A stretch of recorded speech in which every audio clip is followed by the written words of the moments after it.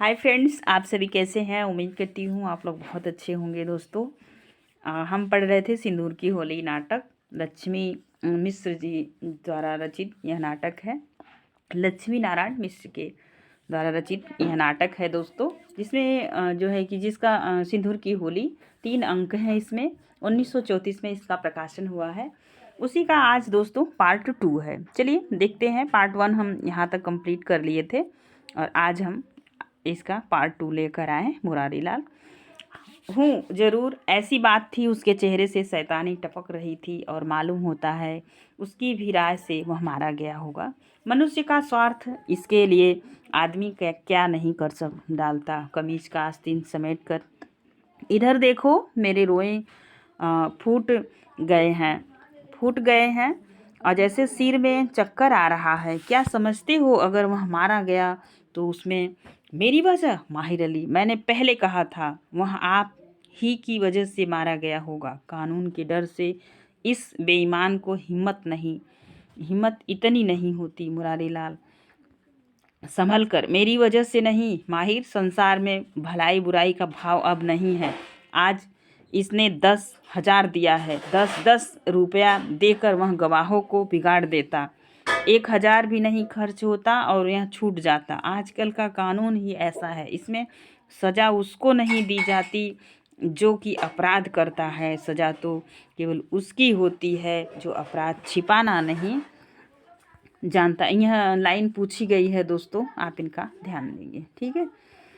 जानता, बस यही कानून है। आज यह मुझसे कबूल कर गया कि उसके मरवाने का इंतजाम यह कर आया है। अगर वह मारा गया और मैं चाहूँ भी कि इसे सज़ा दूँ तो सबूत नहीं मिलेगा। ऐसी हालत में मेरी तबीयत, मेरी अंतरात्मा कहेगी इसे दंड देने के लिए और कानून कहेगा छोड़ देने के लिए। मुझे भी मजबूर होकर कानून की बात माननी पड़ेगी और वह छूट जाएगा। हम लोग मनुष्य और उसके अधिकार का की रक्षा के लिए कुर्सी पर नहीं बैठते। हम लोग का तो काम है केवल कानून को रक्षा करना। यही बुराई है और इसीलिए यह सब हो रहा है। उससे रुपया लेकर मैंने कोई बुराई नहीं की। इसी तरह 10-5 बार देना पड़ जाएगा। उसकी गर्मी स्वतः शांत हो जाएगी। चंद्रकला को भेजना तो माहिर अली, लेकिन खाना तो तैयार है। आज मैं मुरारी लाल, आज मैं भोजन नहीं करूँगा। मुझे इस बात का रज्ज है। क्या देख रहे हो, आओ। इस तरह आज उपवास कर जाने से मुझे संतोष होगा। अधिक से अधिक यही सहानुभूति मैं उसके साथ दिखला सकता हूँ। माहिर अली का प्रस्थान। मुरारी लाल दीवार की अलमारी खोलकर एक पुस्तक निकालते हैं। पुस्तक मेज पर रखकर उसके पन्ने इधर उधर करने लगते हैं। कई पन्ने इधर उधर उलट पलट कर पुस्तक को खुली मेज पर छोड़कर अलमारी से दूसरा पुस्तक निकालते हैं।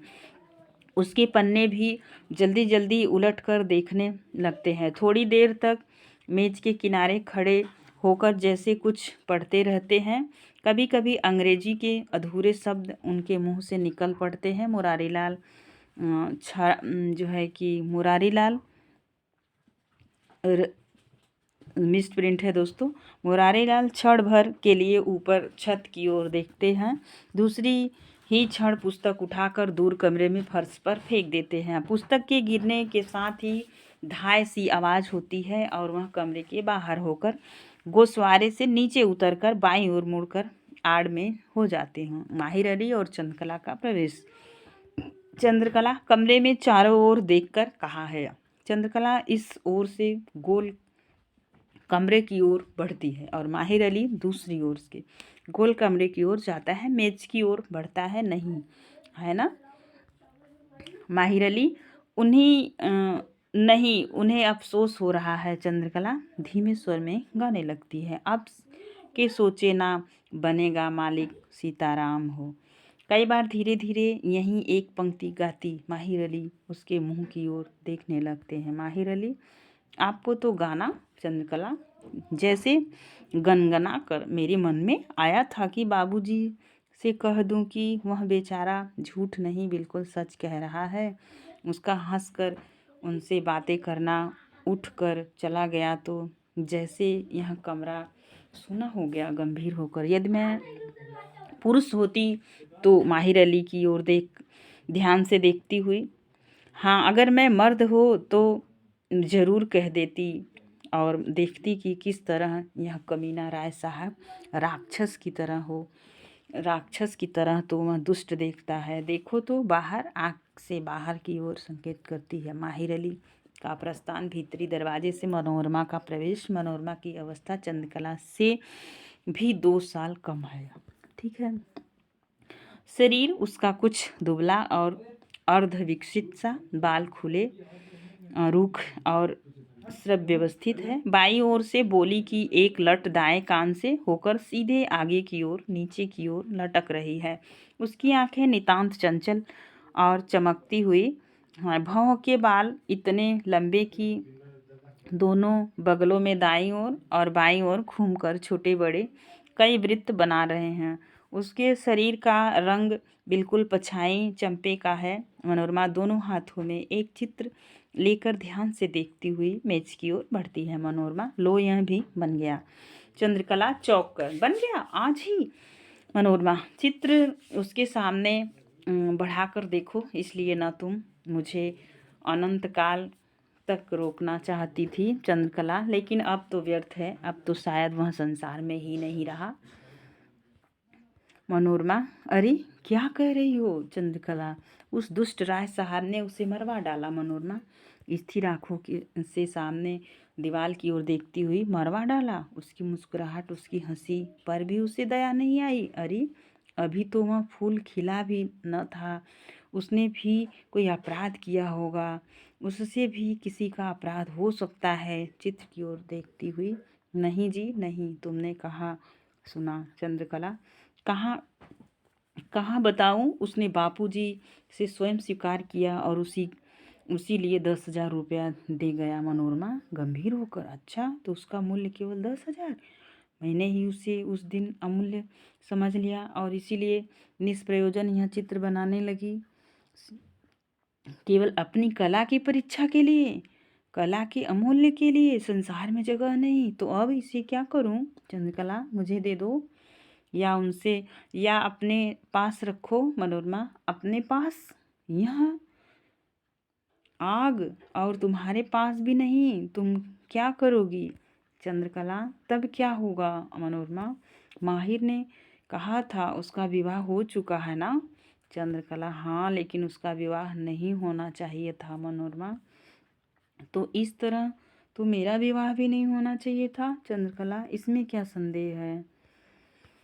लेकिन मेरे लिए तो संदेह है। 8 वर्ष की थी तभी शादी हुई, 2 वर्ष के बाद ही वह मर गया, तब से इधर 8 वर्ष बीत गए। 8 वर्ष की थी तब शादी हुई, 2 वर्ष के बाद ही वह मर गया, मतलब 10 वर्ष की थी, तब से इधर 8 वर्ष बीत गए, तो 18 वर्ष की है। एकाएक चुप होकर चित्र ध्यान से देखने लगती है। तुम्हें अपने विधवा होने का दुख नहीं? मनोरमा विस्मय के स्वर में दुख, गंभीर होकर, जिस वस्तु का अनुभव हुआ ही नहीं उसके अभाव का दुख क्या? चंद्रकला, तुम कह क्या रही हो? मनोरमा, मैं चुप चुप होकर कुछ सोचने लगती। चंद्रकला, हाँ हाँ, तुमने मुझे स्तंभित कर दिया। मनोरमा मुस्कुराकर, संसार तो ईश्वरमय है, फिर माया है कहाँ? चंद्रकला, लेकिन ईश्वर और माया की बात कहाँ से आ पड़ी? बात तो थी यह चित्र क्या होगा? मनोरमा, यह चित्र किसी प्रकार उसकी स्त्री के पास भेज देना चाहिए। चंद्रकला, लेकिन वह क्या करेगी अगर वह अशिक्षित हो, उसके भीतर कला की भावना न हो? मनोरमा, कला की भावना किसके भीतर नहीं होती? शिक्षा और कला का संबंध कुछ नहीं है। कला का आधार तो है विश्वास, शिक्षा का संदेह। इन दोनों को एक ही साथ रख देना, 2 शत्रुओं को बांधकर एक साथ समुद्र में फेंक देना, यह काम माहिर से ही हो सकेगा। किसी तरह यह चित्र उसकी स्त्री के पास पहुंचाना चाहिए। चंद्रकला, खूब कह रही हो। सिर हिलाकर, चित्र बनवाया मैंने और भेज दूँ उसके पास? मनोरमा, दान कर दो अपनी तरफ से, उसे उसकी ज़रूरत है। चंद्रकला, दूसरा बना दो। मनोरमा, लेकिन वह कैसे होगा? चंद्रकला, क्यों नहीं होगा? इसे भी तो तुम्हें ने बनाया है मनोरमा, लेकिन इसका आधार तो साकार था। निराकार तो कला की वस्तु नहीं है ना चंद्रकला। चित्र की ओर संकेत किसी को देखकर मनोरमा, लेकिन तो वह चित्र न हो कर फोटो हो जाएगा, यही भेज दो चंद्रकला। ओह, तुम तो हट कर रही हो, इसका उपयोग वह किस रूप में करेगी? मनोरमा गंभीर होकर उसकी ओर एकटक देखती हुई, दिन को इसकी पूजा करेंगी और रात को अपने हृदय में रख सो जाएंगी। चंद्रकला, ओह, तुम्हारा व्यंग बड़ा निष्ठुर होता है। तुम्हारा हृदय इतना सूखा है, न मालूम उसमें कला की भावना कैसे जान पड़े मनोरमा। इसका मतलब कि कीचड़ में कमल नहीं उगना चाहिए, लेकिन जो स्वभाव है वह कमल ताल के कीचड़ में उगेगा, लेकिन गंगा के बालू में नहीं। यही तो लोग नहीं समझते। गंभीर होकर कुछ सोचने लगती है। सिंदूर की ओली। चंद्रकला, क्या सोच रही हो?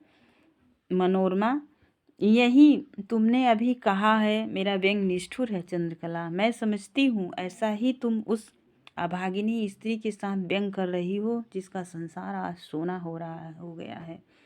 मनोरमा, इसलिए तो कहा चित्र भेज दो, वह फिर किसी अंश तक भर उठेगा। सहानुभूति शब्दों में नहीं व्यक्त हो सकती बहन, कुछ करना चाहिए। आग के निर्धूम हो जाने पर उसकी दाहक शक्ति बढ़ जाती है। तुम धैर्य को आग समझ रही हो। चंद्रकला, इसका मतलब? मनोरमा, यही कि तुम्हें इसके दुर्भाग्य का दुख है, लेकिन तुम उसके लिए इतना त्याग भी नहीं कर सकती। चंद्रकला, लेकिन मैं तो इसे अपने कमरे में रखना चाहती थी। उस दिन तो स्मृति में उसका वह हंसना, उसकी रत्नार आंखें लंबी लंबी, उसका वह उभरा हुआ मस्तक और उस पर काले बालों का दो चार लटें। पल भर में उसकी नज़र कमरे में चारों ओर दौड़ गई। उसका हंसना तो जैसे एक साथ जूही के असंख्य फूलों का वर्ष पड़ना था। मनोरमा, तुम्हारा यह शब्द चित्र तो मेरे इस रेखा चित्र से बढ़ जाता है। चंद्रकला, सो कैसे? मनोरमा, जूही के फूल की वर्षा तो मैं नहीं दिखा सकती चंद्रकला, लेकिन मेरा चित्र कल्पना को जगा नहीं सकता, और तुम्हारा तो वह सहस्त्रमुखी कर देता है। मनोरमा, मेरा? चंद्रकला, हाँ, चित्र इतना सजीव मालूम हो रहा है ध्यान से देखकर, जैसे अभी हंस पड़ता है। एक दिन के लिए, घड़ी भर के लिए यहाँ आए क्यों, जब इसी तरह चला जाना था? चित्र को ध्यान से देखकर। चित्र का नाम क्या रखा है तुमने? यौवन के द्वार पर। दोस्तों, पूछा जा सकता है, अंडरलाइन कीजिएगा, लेकिन इसका नाम होना चाहिए था मृत्यु के द्वार पर। उसकी ओर निर्निमेष देखते हुए कैसे बनेगा यह मनोरमा? चित्र में तो वह सदैव यौवन के द्वार पर रहेगा। चित्र में तो वह मरा नहीं, लेकिन तुम तो इसकी इतनी विकल हो रही हो जैसे तुम उससे प्रेम थी में। चंद्रकला, तुम जानती हो कि मैं किसे प्रेम कहती हूँ? प्रेम दो चार से तो हो नहीं सकता, और फिर अब प्रथम दर्शन में प्रेम का समय भी नहीं रहा। वह तो युग दूसरा था, जब हृदय का रस संचित रहता था और अनायास किसी ओर बह उठता था। अब तो व्यंग्य की मात्रा संचय से अधिक हो गई है। उसके साथ प्रेम ही नहीं, विनोद की बात हो सकती थी, उसके साथ खिलवाड़ हो सकता था, तबीयत वह लाई जा सकती थी। उसकी आंखों से आंसू चल पड़ते हैं। मनोरमा, ये तुम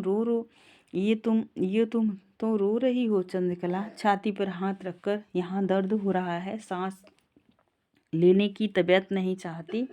मनोरमा, झूठ तो नहीं कहोगी, बोलो, मैं तुमसे कुछ पूछना चाहती हूँ। चंद्रकला, अब हाँ पूछो। अब किस अभिप्राय से झूठ कहूँगी? अब किस चीज़ को छिपाऊंगी और किस लिए? मनोरमा, मनोज बाबू से तुम्हारा चित्त टूट गया है क्या? चंद्रकला, लेकिन उनसे मेरा चित्त लगा कब? मनोरमा, ये कभी नहीं। तब तुमने क्यों कहा कि मैं जानती हूँ तुम किसे प्रेम करती हो? चंद्रकला, लेकिन उस समय तो किसी प्रकार का जीवन के साथ समझौता करना था। फिर तो तुमने सत्य की कसौटी जो रख दी। आज मैं भी विधवा हो गई। मनोरमा, छी, क्या पक रही हो? चंद्रकला, तीक्ष्ण है ना? तब फिर सत्य के लिए क्यों? सत्य तीक्ष्ण होता ही है मनोरमा। तुम्हें अपनी मर्यादा का भी ख्याल नहीं। मान लो यही बात है तो तुम्हें इस तरह रोना चाहिए। कोई सुनेगा तो क्या कहेगा चंद्रकला?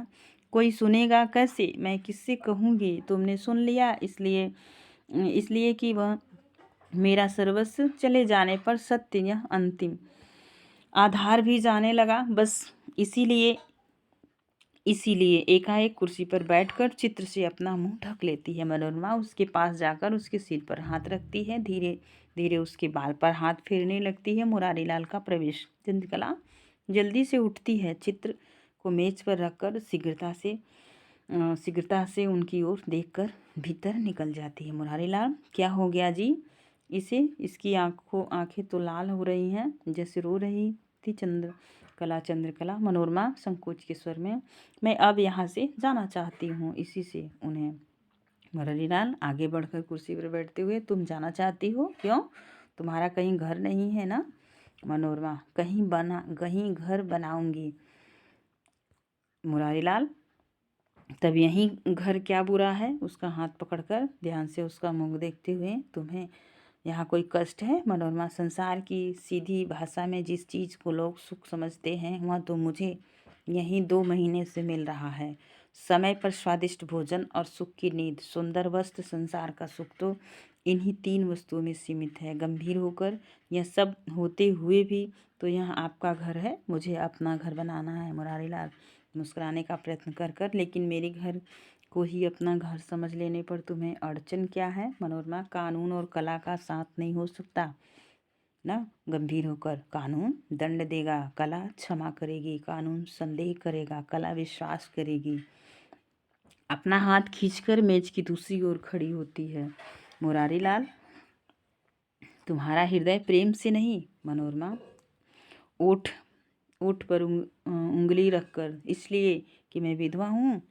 मुरारीलाल, लेकिन तुमने तो अपने प्रेम का मुख भी नहीं देखा, तुम्हें इसका कोई ज्ञान नहीं। मनोरमा, इन आँखों से तो कभी नहीं देखा, लेकिन कल्पना की आँखों से नित्य देखती हूँ। नित्य 20 वर्ष का स्वस्थ सुंदर सम्मोहक शरीर, चंद्रमा सा मुख, कमल सी आँखें, कमान सी भौहें, घने काले नीलम से चमकीले बाल। आँख बंद कर वह स्वरूप इस समय मेरे सामने आ गया। देखिए तो शायद आपको भी देख पड़ जाए। मुरारीलाल अन्य मनुष्य होकर मुझे तो देख पड़ रहा है यह चित्र।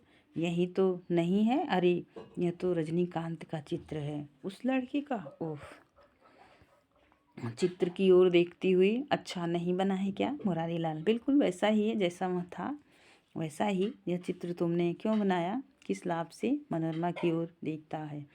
इस चित्र से तुमको क्या फायदा था? मनोरमा, कला की साधना अपने लाभ के लिए विचार से नहीं होती। गुलाब खिल रहा था, बसंत आ रहा था। आधी रात को पूर्णमासी का चंद्रमा धरती की ओर देख रहा था। उसे देखकर मेरी कल्पना और भावना उत्तेजित हो उठी। मैंने उसका चित्र बना दिया। मुरारीलाल, तुम भी एक समस्या हो मनोरमा। यह आपको माँ कैसी मालूम? मुरारीलाल, इसलिए कि मैं तुम्हें समझ नहीं पाता। मनोरमा, लेकिन आप इसकी कोशिश क्यों करते हैं? मुरारीलाल, तो क्या न करूं? मनोरमा, हरगिज नहीं। आप तो सोचिए, दूसरे के दंड की व्यवस्था तो आप करते हैं, आपके दंड की व्यवस्था कौन करेगा? और आप उचित भी नहीं, और यह उचित भी नहीं है। कई दिनों से आप इस तरह का संकेत कर रहे हैं। आप अपनी मर्यादा भूल रहे हैं। मैं विधवा हूँ, मेरे साथ परिहास का कोई व्यर्थ नहीं, मेरे साथ परिहास का कोई अर्थ नहीं। मुरारीलाल, तो मैं तो इसे केवल परिहास नहीं, सत्य बनाना चाहता था। मनोरमा, सत्य का बना लेना इतना सरल होता तो फिर संसार से झूठ का नाम निकल जाता, या कम से कम शराबी की शराब, हत्यारे की हत्या, चोर की चोरी, यह सब कुछ सत्य हो उठती। इन चीज़ों की बुराई निकल जाती। मुरारीलाल, अच्छा तो तुम कहाँ जाओगी? मैं तुम्हें रोकना नहीं चाहता, तुम जा सकती हो। मनोरमा, सत्य का सूत कच्चा था, कितनी जल्दी टूट गया। आप मुझे रोकेंगे क्यों? मुरारीलाल कड़े सुर में, मैं तुमको बुलाने भी नहीं गया था। मनोरमा, आपकी लड़की ने मुझे बुलाया था चित्रकला सीखने के लिए। मैं यहाँ मजदूरी करने आई थी। इसमें आपकी कोई बड़ी अनुकंपा नहीं है, और अगर यह आपकी इच्छा हो तो मैं स्वीकार कर लूँगी कि मैं आपके यहाँ सम्मान के साथ रही। इसके लिए मैं आपकी कृतज्ञ हूँ। बस शायद अब आप प्रसन्न हो जाएं, क्षमा कीजिएगा। पुरुष आँख के लोलुप होते हैं, विशेषतः स्त्री के संबंध में। मृत्युशैया पर भी सुंदर स्त्री इनके लिए सबसे बड़े लोभ की चीज हो जाती है। मुरारीलाल, चुप तुम चुप नहीं रहोगी? मनोरमा, भय की बात तो मैं सीखी नहीं। लाल आंखों का असर अगर मेरे मन पर कुछ भी पड़ता तो अब तक तो मैं कभी की खो बैठी होती। अगर चरित्र और अब तक नरक की सबसे निचली तह में पहुंच गई होती। एक चित्र मैंने आपका बनाया है, एक चंद्रकला का, एक मनोज बाबू का, और चौथा चित्र यह है। 3 चित्र आप लोग ले लीजिए, इसे मैं ले जाऊंगी। मुरारीलाल, पता नहीं रजनीकांत की इस समय क्या दशा होगी, जीता होगा या मर गया होगा। मनोरमा, ओह मेरे लिए क्या, घड़ी भर के लिए यहाँ आकर मेरी कला को जगा गया। इतना सुंदर चित्र अब तक मेरी कलम से नहीं बना। यही मेरा अंतिम चित्र होगा। मुरारीलाल, अंतिम क्यों? मैं ऋषिकेश जाऊंगी, रंग और कलम गंगा में फेंक कर माला लूंगी। मुरारीलाल, इसी अवस्था में? मनोरमा, हाँ, और नहीं तो क्या। मरने के समय जब उंगलियां माला के साथ खिलवाड़ न कर सकेंगी, जब हाथ कांपने लगेगा तब। मुरारीलाल, चंद्रकला को भेजो तो। नहीं, मैं ही जाऊंगा। मुरारीलाल का भीतरी दरवाजे से प्रस्थान। मनोरमा इधर उधर चित्र पर उंगली घुमाने लगती है। माहिर अली और मनोज शंकर की बात करते हुए प्रवेश। माहिर अली, न कहिएगा, अभी अभी आप सब नहीं जानते, मेरी तबीयत घबरा गई। माहिर अली बिस्तर और चमड़े का सूटकेस बाईं ओर की गोल कोठरी में लेकर चला जाता है। मनोज शंकर आगे बढ़कर मेज के पास कुर्सी पर बैठा है और मनोरमा के हाथ से चित्र लेकर देखने लगता है। मनोज शंकर, प्रसन्न तो हो? मनोरमा, मनोज शंकर, हाँ तुम यहाँ, और कैसी कोई है जिससे पूछ रहा हूँ? वाह कितना सुंदर चित्र है। चित्र देखने में जैसे तन्मय हो जाता है। मनोरमा उसकी ओर देखती रहती है। यह चित्र बिल्कुल कल्पित है। मनोरमा, नहीं, एक लड़का यहाँ कई दिन हुए आया था। इसी परगने का कोई जमींदार था। उसके बाप को मरे अभी साल भर भी नहीं हुए, और उसे भी जैसा कि सुनती हूँ कि राय साहब और ऑनरेरी मजिस्ट्रेट ने मरवा दिया। मनोज शंकर, ओ माहिर अली इसी के संबंध में कह रहा था क्या? चित्र की ओर देखते हुए, मालूम होता है अब हंस देगा। इतना सुंदर, इतना सरल यौवन की धार, तुम्हारी यह भावना अभी नहीं मरी? एकाएक गंभीर होकर उठता है। मनोरमा, आज से तुम्हारी परीक्षा थी ना? मनोज शंकर, थी तो, लेकिन आप परीक्षा नहीं दूंगा। मनोरमा, रजनीकांत, राजनीति का काम करना है क्या? मनोज शंकर, नहीं। मनोरमा, तब? मनोज शंकर, बीमार हूँ। गहरी सांस लेता है। मुरारीलाल और चंद्रकला का प्रवेश। मुरारीलाल, मनोज तुम कहाँ परीक्षा नहीं दी? मनोज शंकर, जी नहीं। मुरारीलाल, क्यों? मनोज शंकर, कोई लाभ नहीं है। मुरारीलाल, रुपया नहीं मिला क्या? मनोज शंकर, मिला तो। मुरारीलाल, तब? मनोज शंकर, रुपया मिला इसीलिए परीक्षा छोड़कर चला आया। मुरारीलाल, लेकिन मैं पूछता हूँ क्यों, किस लिए? मनोज शंकर, लेकिन मैं कहता हूँ इसीलिए कि अभी 15 दिन हुए मुझे 400 रुपया आपने भेजा था, फिर 200 क्यों भेज दिया? मुरारीलाल, तुम्हारे आराम के लिए। मनोज शंकर, आपको केवल 600 रुपये वेतन मिलता है और 600 आपने मुझे भेज दिया। घर का काम कैसे चलेगा? मुरारीलाल, इसकी चिंता तुम्हें क्यों हो? मनोज शंकर, इस संदेह में कि इस प्रकार आपने नैतिक पतन की संभावना है।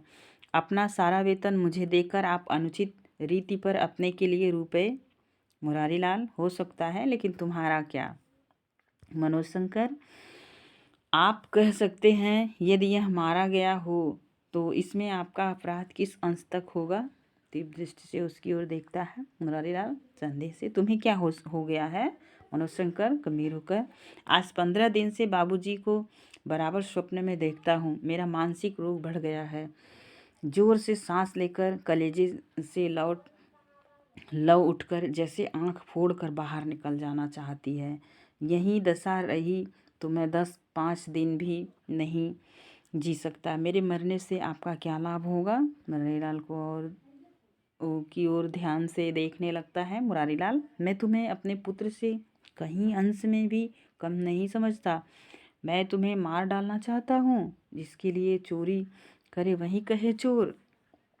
मनोशंकर, 10 वर्ष का समय निकल गया। आप रुपए के बल पर मुझे विनोद और ऐश्वर्य में अंधा बना देना चाहते हैं, जिसमें मैं आपसे न पूछूं कि उन्होंने आत्महत्या क्यों की, बाबूजी ने आत्महत्या क्यों की।